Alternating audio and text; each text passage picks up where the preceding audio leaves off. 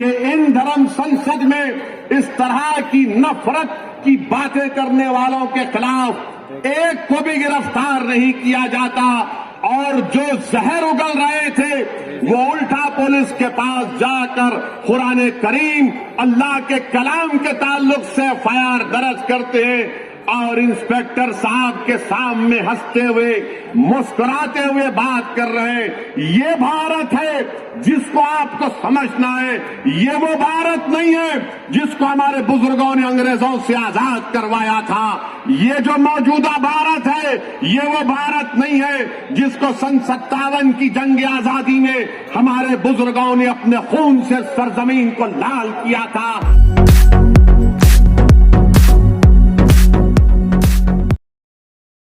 अल्लाह उनके दर्जात को बुलंद फरमाए और अल्लाह सुब्हाना व तआला हम तमाम को उनका नेक नेमुल बदल बनाए, क्योंकि आज हमारा वतन अजीज फिरका परस्ती की लहर में डूबा हुआ है। आज हमारा वतन अजीज नफरतों की फिजाओं में डूबा हुआ है। इसीलिए हमारे बुजुर्गों के कुर्बानियों को हमको सामने रखकर दोबारा हमको जिद्दोजहद का आगाज करना है और जहां पर हमारे बुजुर्गों ने इस मुल्क को अंग्रेजों की गुलामी से आजाद करवाया, मैं आपसे अर्ज करने आया हूं कि आज मौजूदा दौर में हमको हमारे मुल्क में जो नफरतों की फिजाओं में इजाफा किया जा रहा है, जो भेदभाव किया जा रहा है, एक तरीके से हुकूमतें अक़लियतों को दबाने और कुचलने की बातें कर रही हैं। आज हमको दोबारा एक जद्दोजहद का आगाज करना पड़ेगा ताकि इस मुल्क को हम फिरका परस्ती के जहर से पाक कर सकें, ताकि हम इस मुल्क को मुसलमानों की नफरत से पाक कर सकें, ताकि हम इस मुल्क की जो यहां पर हमारे बुजुर्गों ने आज से 70, 75, 80 साल पहले हमारे बुजुर्गों ने नारा दिया था कॉम्पोजिट कल्चर का, इंडियन नेशनलिज्म का, आज हमको उस इंडियन नेशनलिज्म को बहाल करना है। आज हमको और आपको मिलकर अगर हम खराजी अकीदत पेश करना चाहते हैं रेशमी रूमाल के तहरीक के बानियों को, तो अल्लाह अगर उनकी रूहों को जबान देगा तो रेशमी रूमाल तहरीक चलाने वाले बुजुर्गों की रूहें हमको आज पुकार पुकार कर कह रही हैं कि हमने अपना सब कुछ कुर्बान कर दिया। हमने माल्टा की जेलों में मुश्किलात और मसाइब और मुश्किलात का तूफान का सामना किया। आज वो हमसे पुकार रही है कि जो ताकतें आज इस मुल्क को इंडियन नेशनलिज्म के बजाय हिंदू नेशनलिज्म में डुबोना चाहती है, हमको इंडियन नेशनलिज्म को कामयाब करना है, हमको कॉम्पोजिट कल्चर को बरकरार रखना है, क्योंकि यही हमारे बुजुर्गों ने पाकिस्तान की बनाने की मुखालिफत इंडियन नेशनलिज्म पर की थी, कॉम्पोजिट कल्चर पर की थी। मेरे अजीज दोस्तों और बुजुर्गों, मेरी आपसे एक ही गुजारिश है कि हमको इंडियन नेशनलिज्म को कामयाब करना है। नरेंद्र मोदी हिंदू नेशनलिज्म की बात करते हैं, हम इंडियन नेशनलिज्म की बात करते हैं। यहाँ पर मौजूद जो मोदी के चाहने वाले मीडिया के चमचे हैं वो जरूर हमसे सवाल करेंगे कि असदुद्दीन ओवैसी तुम ये बताओ कि मोदी ने कहा था हिंदू नेशनलिज्म की बात। तो मैं उन मीडिया के, उन मोदी के भक्तों से कहना चाह रहा हूं कि आप नरेंद्र मोदी के राइटर्स का इंटरव्यू पढ़ लीजिए उठाकर, जहां पर नरेंद्र मोदी ने इस तरह की बात की थी। हम इंडियन नेशनलिज्म की बात कर रहे हैं, हम इस्लामिक या मुस्लिम नेशनलिज्म की ना कभी बात किए ना कभी करेंगे इंशाअल्लाह ताला। हम कॉम्पोजिट कल्चर की कामयाबी के लिए हमारे बुजुर्गों ने काम किया। ये और बात है कि कांग्रेस पार्टी हो, समाजवादी हो, बहुजन समाज पार्टी हो या पुरानी लोकदल हो, इन्होंने इंडियन नेशनलिज्म को खत्म करने की बात की।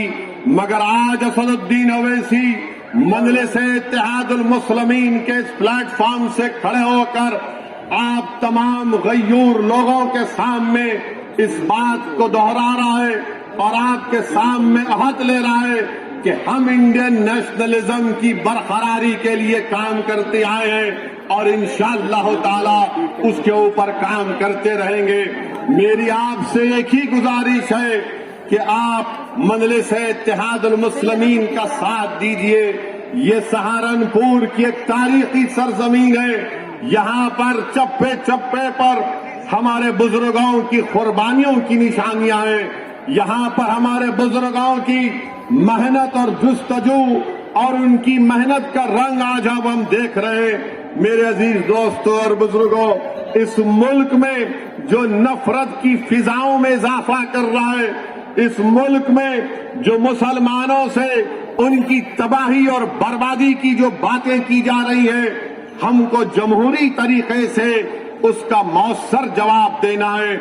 मुझे अफसोस इस बात का होता है कि जो लोग आज मुझे फिरका परस्त कहते हैं, जो मेरी पार्टी को फिरका परस्ती का इल्जाम हम पर लगाते हैं, हम इनसे एक ही सवाल करना चाहते हैं।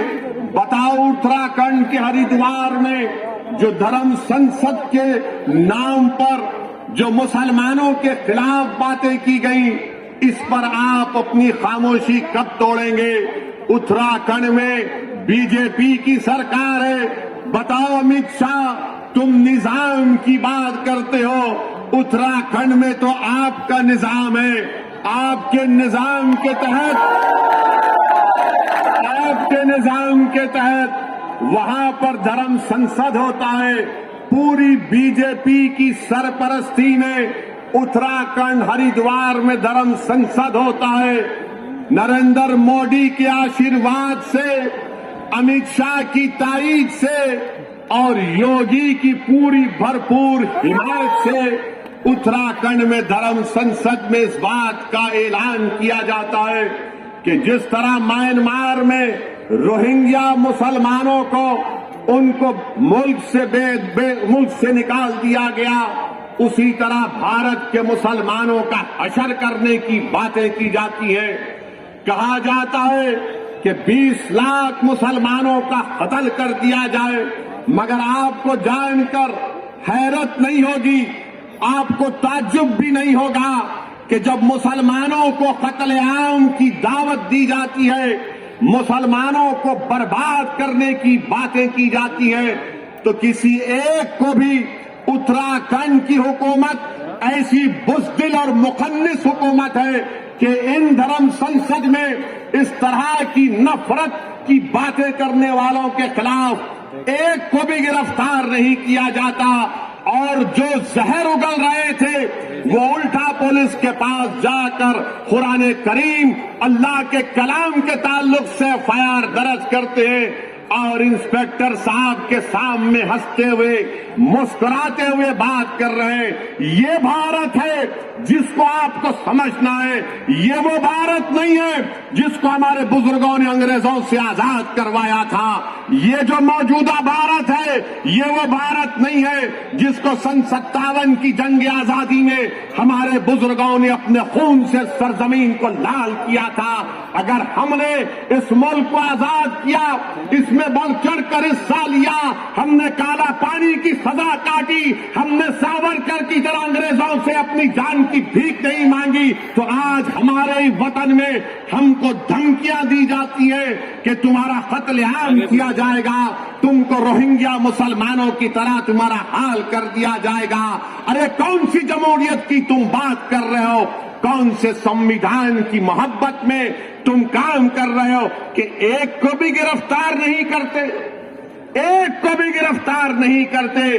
बताओ नरेंद्र मोदी, बताओ अमित शाह, बताओ उत्तराखंड की बीजेपी की सरकार, आज तुम्हारी नाक के नीचे खड़े होकर भारत की सबसे बड़ी अक़लियत मुसलमानों से इस तरह की धमकियां दी जा रही हैं और कोई हुकूमत, कोई बात नहीं करती।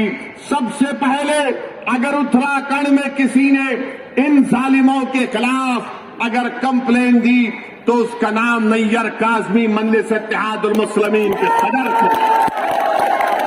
उन्होंने जाकर पुलिस स्टेशन में कंप्लेन दर्ज कराई।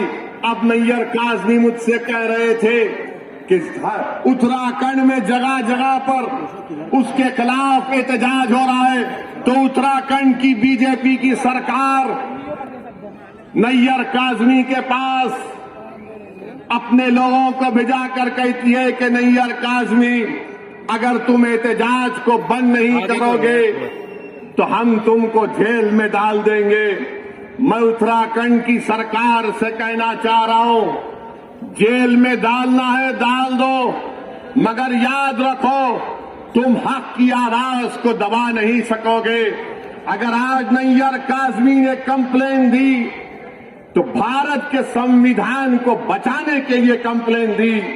अगर आज मजलिस आवाज उठा रही है उत्तराखंड के धर्म संसद में जो जहर अफशानी की गई इसलिए कि भारत को बचाना है, ये भारत जो हमारा देश है, हमारा वतन अजीज है, इस भारत का कोई मजहब नहीं है। ये भारत ना हिंदुओं का है, ना मुसलमानों का है, ना ईसाइयों का है, ना सिखों का है। ये भारत किसी का भी नहीं है, ये भारत सबका है, चाहे वो खुदा को मानता हो या ना मानता हो। ये भारत की खूबसूरती है। बीजेपी इसको सिर्फ एक मजहब से जोड़कर ये बताना चाहती है कि ये मुल्क सिर्फ एक मजहब का है या एक आरएसएस की आइडियोलॉजी के मानने वालों का है। आरएसएस वालों, तुम क्या एक मिसाल पेश कर सकते हो कि मुल्क की जंग आजादी में तुम्हारे कौन से लोगों ने अंग्रेजों के खिलाफ आजादी में हिस्सा लिया? क्या तुम्हारे किसी एक लीडर का तुम नाम बता दो। अरे तुम तो अंग्रेजों से मिले हुए थे। तुम्हारे उस वक्त के सरसंघचालक ने कहा था, तुम्हारे उस वक्त के सरसंघचालक ने कहा था कि आजादी की लड़ाई में हिस्सा मत लो। नाम लो मैं उनका। मेरे अजीज दोस्तों और बुजुर्गों, आज आरएसएस भारत के मुसलमानों को देशभक्ति सिखा रही है। जब जरूरत थी अंग्रेजों के खिलाफ लड़ने की तो आप तो खामोश बैठे हुए थे। जब जरूरत थी जेल को जाने की तो आप अपने घर में बैठे हुए थे। अरे हमने हर मैदान में इस मुल्क को अंग्रेजों की गुलामी से आजाद करवाया। नरेंद्र मोदी की जबान से आप कभी नहीं सुनेंगे कि आरएसएस ने इस मुल्क की आजादी के लिए अपना खून या पसीना बहाया। नरेंद्र मोदी बात करेंगे औरंगजेब की, नरेंद्र मोदी बात करेंगे शिवाजी की, नरेंद्र मोदी कभी बात करो सन 57 की जंग आजादी में। बताओ ये लोग आज जो नफरत फैला रहे हैं इनका क्या रोल रहा? इनका कोई रोल नहीं रहा। बात करते हैं तो जिना की बात करते हैं। अरे इसी सरजमीन से हमने टू नेशन थियरी को रिजेक्ट किया, मुस्तरद किया। हमने इंडियन नेशनलिज्म और कॉम्पोजिट कल्चर की बात की थी। अगर आज हम यहां पर सहारनपुर में है, देवबंद में है, गंगों में है, तो वो जिना के पैगाम को ठुकराने की सबसे बड़ी जीत की मिसाल है। मगर इनको सिर्फ जिना याद आता है। समाजवादी को भी आजकल जिन्ना याद आ रहे हैं। अखिलेश को भी जिन्ना जबान पर चढ़ गया। बीजेपी के तो दिलो दिमाग पे चढ़ता ही रहता है। मेरे अजीज दोस्तों और बुजुर्गों, एक और धर्म संसद हुआ छत्तीसगढ़ में। कांग्रेस ने कहा जब बीजेपी कर सकती है तो हम क्यों पीछे हटे हैं। कांग्रेस की सरकार छत्तीसगढ़ में, वहां पर धर्म संसद होता है और उस छत्तीसगढ़ रायपुर के धर्म संसद में कांग्रेस का कैबिनेट रैंक का मंत्री बैठा हुआ है, बीजेपी के बड़े बड़े नेता बैठे हुए हैं। और उसमें से एक महाशय ने महात्मा गांधी को गाली दे दी, गोडसे की तारीफ कर दी और साथ में मुसलमानों के खिलाफ जहर बका। उसी धर्म संसद में यह भी कहा गया, अगर मैं कहूं आपके सामने तो यकीनन मुझे कहना पड़ेगा, क्योंकि रिकॉर्ड है। रिकॉर्ड में उस रायपुर के धर्म संसद में क्या क्या कहा गया, उसमें एक मोहतरमा भी थी।